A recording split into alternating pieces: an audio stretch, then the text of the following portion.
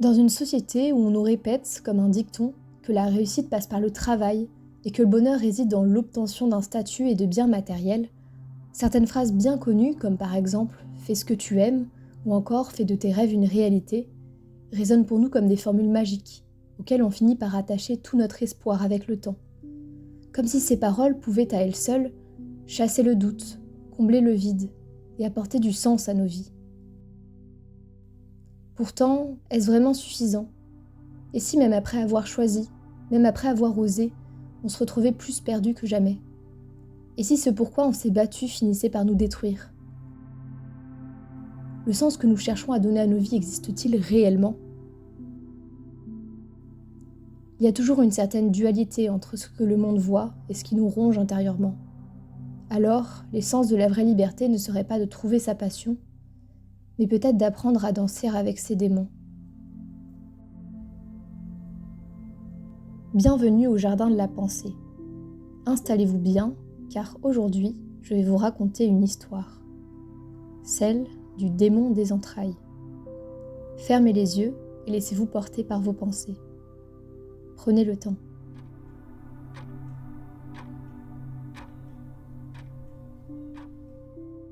C'est parti.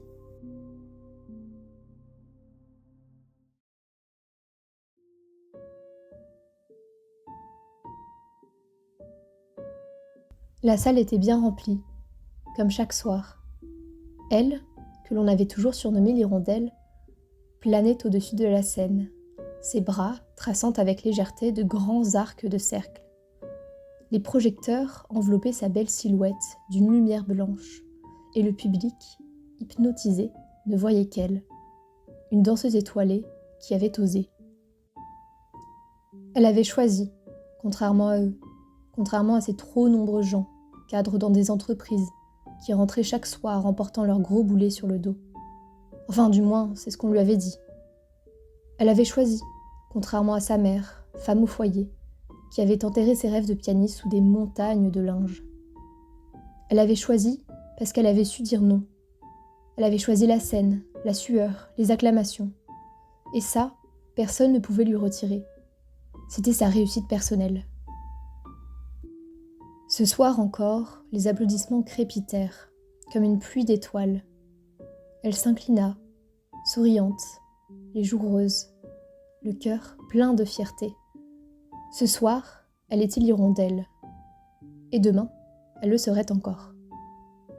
Pourtant, alors qu'elle relevait la tête pour adresser, comme elle en avait l'habitude, ses derniers remerciements, un frisson d'angoisse parcourut son corps. Une sensation désagréable. C'était certainement juste un signe de fatigue, juste la routine, pensa-t-elle. En rentrant dans sa loge, elle s'arrêta devant son miroir. Son reflet était un peu plus fade que la veille. Sa bouche souriait, mais pas ses yeux. Depuis quand ? Se demanda-t-elle. Depuis quand ses yeux ne souriaient plus ?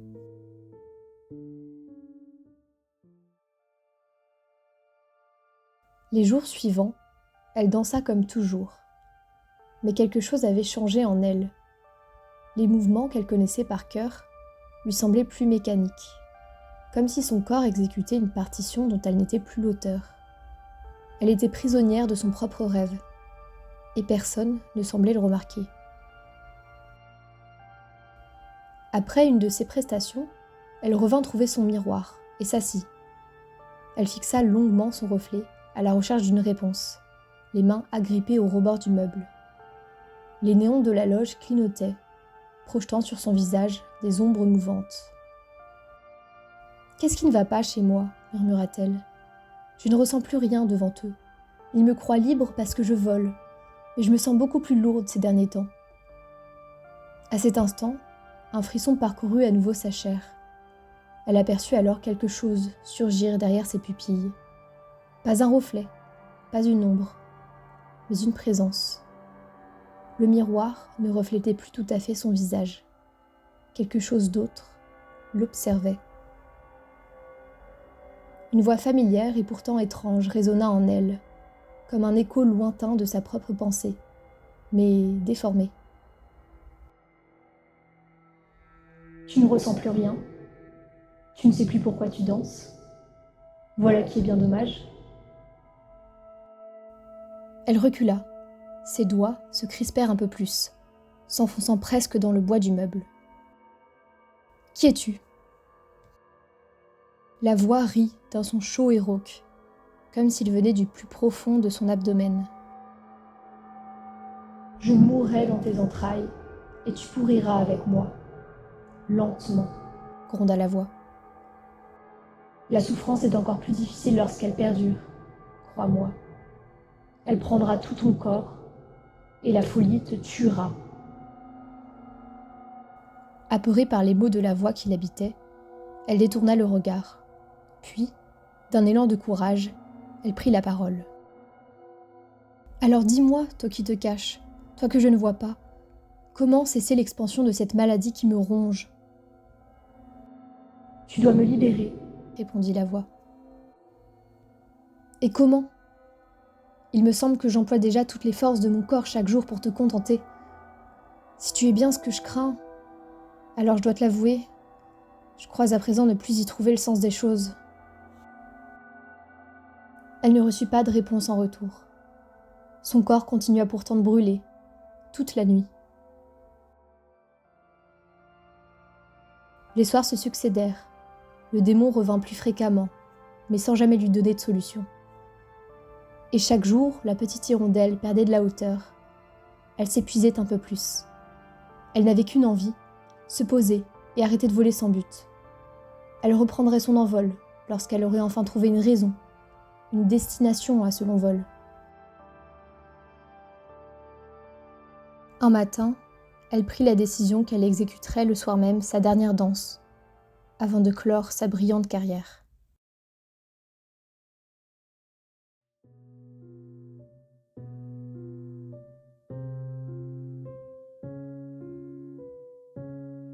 Le rideau se leva. La musique commença, aussi lente qu'un requiem. Elle dansa par dépit, pas pour plaire, pas pour exprimer, mais parce que c'était tout ce qui lui restait.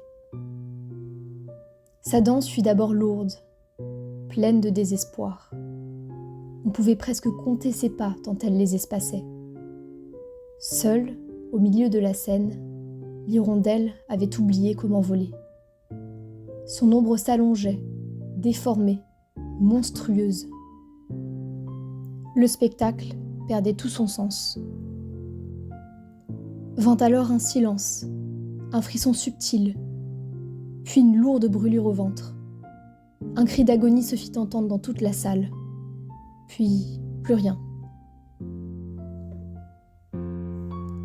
L'hirondelle, à demi vautrée au sol, s'élança soudain dans les airs sans que personne ne s'y attende, mais cette fois avec beaucoup plus d'intention.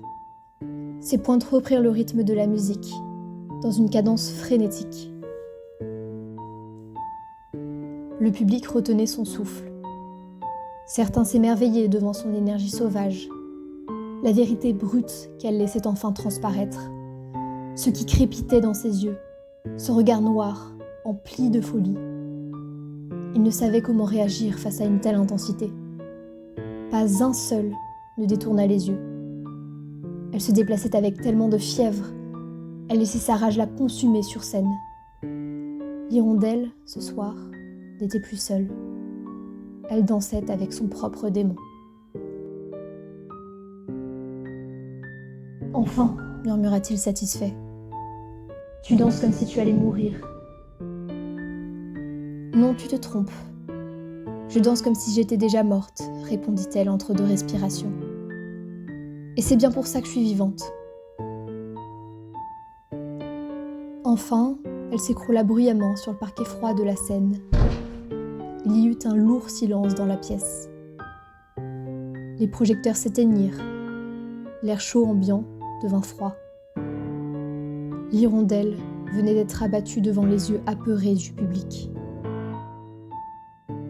On l'aurait crue morte, du moins si elle n'avait pas souri, si un souffle n'avait pas trahi son silence. Elle se releva lentement, épuisée, mais plus légère. Ses ailes d'hirondelle s'étaient brisées dans ses mouvements brusques. Mais autre chose était née. une conscience nouvelle. Ce soir, elle était Sisyphe, et pour la première fois sur scène, elle se savait non pas seulement heureuse, mais sereine.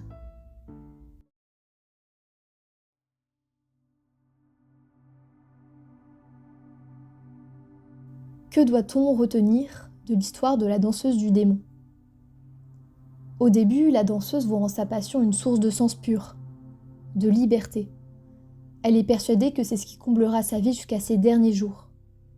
Puis elle réalise que la passion n'est pas un but, mais une force qui la pousse. Et cela devient insupportable quand elle cherche à la contrôler. On comprend, grâce à ce personnage, que le conflit entre la recherche de sens et le silence du monde face à nos doutes devient lourd s'il s'installe comme une habitude. D'où l'apparition physique ensuite de ce mal-être à travers le démon. Il se manifeste suite à une prise de conscience de l'absurdité de la vie. C'est une réalisation qui ronge la danseuse, comme une maladie lente. Et contrairement à ce que l'on pourrait supposer, le démon n'est ni tout à fait bon, ni tout à fait mauvais. Il n'est pas là pour la détruire, mais pour lui rappeler qu'elle est vivante, et que vivre, c'est accepter de ne pas savoir. En fait, il finit par lui faire comprendre que la pire des morts, ce n'est pas la véritable mort, mais la mort de l'esprit encore vivant.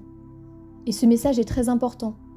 L'ennui de la vie est un châtiment bien plus lourd que la disparition de la vie. Ensuite, lorsque la danseuse ignore les signaux que son propre corps lui envoie au point qu'il finit par devenir étranger pour elle, ça peut nous rappeler notre fâcheuse tendance à négliger notre corps au profit des attentes sociales, ou encore de nos propres attentes. Le corps crie ce que l'esprit refuse d'entendre, et c'est pourtant souvent lui qui nous guide le mieux. Enfin, le récit remet en cause le mythe de la passion éternelle. Une passion n'est pas un état stable, mais un mouvement, comme la danse. On idéalise souvent la passion comme une source constante de bonheur absolu, bien qu'en réalité, une passion, ça reste aussi l'idéalisation d'une vie qui n'existe pas encore en nous. En tout cas, une passion ne doit pas devenir une prison. Il ne s'agit pas de s'obliger à être passionné simplement parce qu'on veut se tenir à nos attentes premières. Ce qu'on pourra retenir, c'est que le sens de la vie n'est pas dans la danse elle-même, il est dans le fait de continuer à danser, c'est-à-dire dans la quête, même quand on sait que ça n'a objectivement pas de sens, en tout cas plus le sens qu'on lui prêtait. Vivre, c'est s'investir totalement dans sa vie, même quand on sait pertinemment que les réponses à nos questions n'existent pas. Vivre, c'est oublier la logique première, l'absurdité du monde, et continuer de chercher le transcendant, jusqu'au bout. La vie n'a pas de sens en soi, et c'est à nous de lui en créer un. Il faut imaginer Sisyphe heureux, disait Camus. Pousser son rocher jusqu'au sommet, pour le voir redescendre, et en rire. J'espère que cet épisode vous aura plu. Merci d'être resté jusqu'ici. Si vous avez peut-être des idées de sujets que je pourrais aborder dans une future histoire, je suis preneuse. Et sinon, moi je vous dis à bientôt